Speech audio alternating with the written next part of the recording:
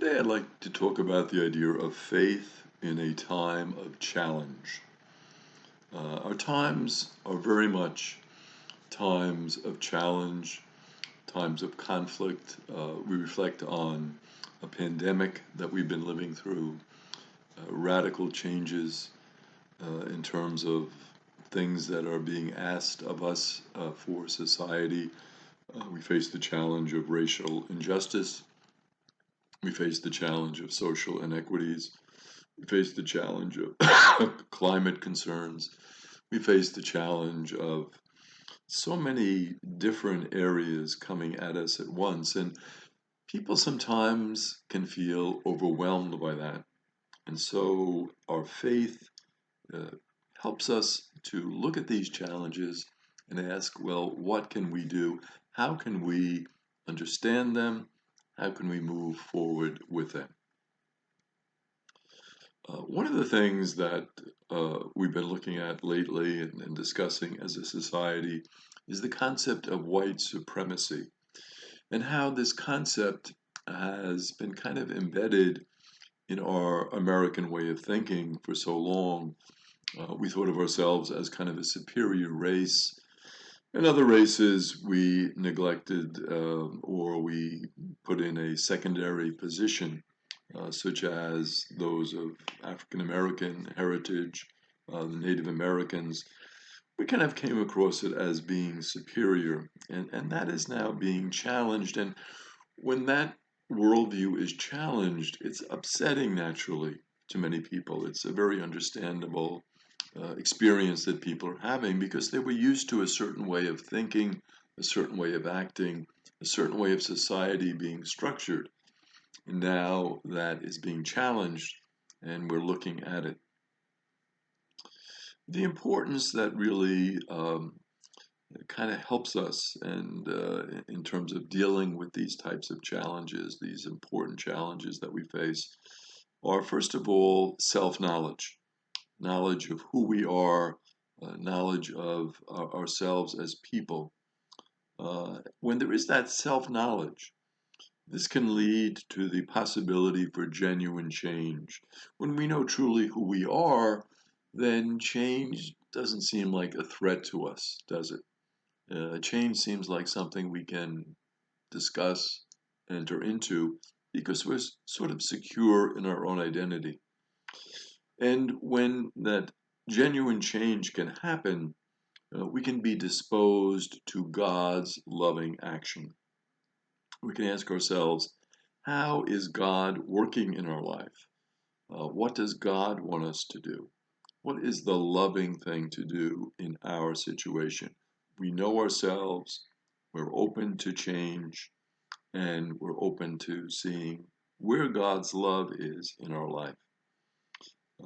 Americans, and I would say not just Americans, let's not limit it to that. I would say, people throughout the world are not educated to deal with impasse. When there is this type of impasse, when there is this type of back and forth, and it doesn't seem like there is this universal agreement, um, it's difficult for everyone, no matter what culture, no matter what country, because we want to see progress. We want to see a moving forward. We want to see things getting done. And when there is this impasse, and it seems like not much is really happening, we can get frustrated. And so, how do we deal with that type of frustration? We cannot deal with situations that cannot be solved by hard work, rational analysis, or well-planned programs. That's kind of what we're used to. Well, I'm going to work hard and I will solve this problem. Or I will sit down and I'll, think about it, I'll analyze it, I'll study it, and I'll come to some conclusion. Or I have the perfect program that can really solve this. It's great. It will work in all of these situations. That's kind of what we're used to dealing with, right? When we think of we want to work hard, we want to analyze it, and we want a good program that will solve it. And so when those things don't seem to be happening. A country's self-esteem can be attacked. We can ask ourselves, gee, why aren't we making progress here? Why aren't things getting better? Why aren't we solving these problems? Why aren't we moving ahead? And so our self-esteem as a nation can suffer as a result of that. So what we need to do in this type of situation is to come to grips with our own limitations, to realize that we are limited, and also that society is limited, and to come to grips with that not all things are going to flow that easily. There are limitations to what we can do. There are limitations to what we can accomplish. And so coming to grips with that is a struggle for us.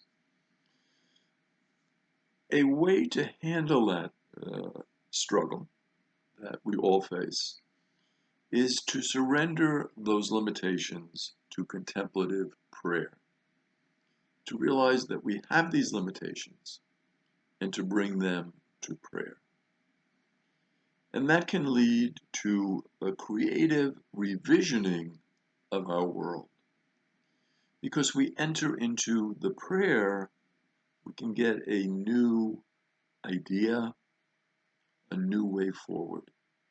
So contemplative prayer asks us to take a step back, to bring those limitations that we're experiencing to our prayer, and to surrender them in our prayer, and then to see where that will take us, where God will lead us as we present those limitations to our God in a very prayerful way. Now, what are the roots of the impasse? Well, those roots are embodied, first of all, in the injustices of our time. We look around and we see that things aren't fair for certain peoples. There is discrimination, there is prejudice, we see inequities in society, we see some people being left behind, people being marginalized, people being left in a vulnerable situation. And that kind of upsets us. And we say, well, why is this happening in our society? And so our culture tries to address these in many ways, certainly politically, charitably, religiously, philosophically. We try to address these inequities, these injustices. But there's a sense that our culture cannot address them adequately, that all of our attempts to address them fall a bit short. But impasse also has a positive side to it. It can lead to creative growth and to transformation. When there is this impasse, when there is this difficulty, when there is this frustration and things aren't being accomplished that we would like to see accomplished, growth can happen and transformation can happen. For example, what has the COVID-19 pandemic revealed to us? Well, certainly it's revealed systemic inequities. Inequities in terms of economic rewards for certain jobs, inequities for health outcomes. Why do certain populations experience COVID to a greater extent than other populations? Why is this happening? Shouldn't it be the same all across the board? Well, no, it's not. There's an inequity in it. Also, dealing with racial stereotypes. Those racial stereotypes, of course, can operate for us at a subconscious level. It's not that we want to be racist. Nobody stands up and says, hey, I want to be a racist. But, subconsciously, we can be, infected with certain attitudes, certain preconceptions that we're not even aware of. White supremacy operates really below the level of consciousness. It's experienced really as an inchoate feeling or intuitive conviction. It's not something that we'll, put out in public, obviously. The non-rational, instinctual, existential, and visceral conviction. And we say that this country really belongs to white people, particularly its public spaces and its institutions. And we say that, not to put that in anybody's face, obviously, but it's just a feeling that we have. It's an intuition. It's something that we've grown up with. It's something that we're used to. And so we have to address it, but it's difficult to address it, obviously. Culture is a set of meanings and values that inform a community's life. It socializes people in a very unconscious way. W.E. Du Bois said, the assumption that of all the hues of God, whiteness alone is inherently and obviously better than brownness or tan. It's an assumption. White is better. It's not like we would kind of say it. We just assume it, that's what we're used to. That's what we've grown up with. This leads to a divinely conferred superiority, dominance, and entitlement. Where does it come from, we say? It comes from God.